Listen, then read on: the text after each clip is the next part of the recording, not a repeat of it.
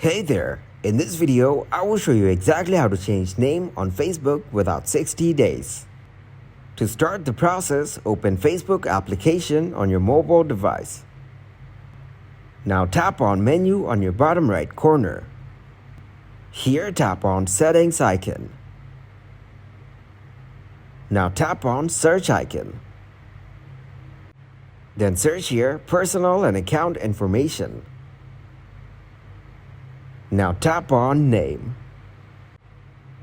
If you changed your name within the last 60 days, you cannot change your Facebook name now, but you can change the order of your name.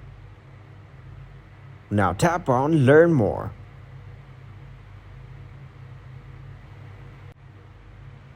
Read the details and tap on Fill out this form. Now enter your new first name, new middle name, and new last name. You need to read the details that they give you. Then enter your contact email. Tap on Send. Your problem will soon be fixed. Thank you very much for watching, and don't forget to like the video and subscribe to the channel.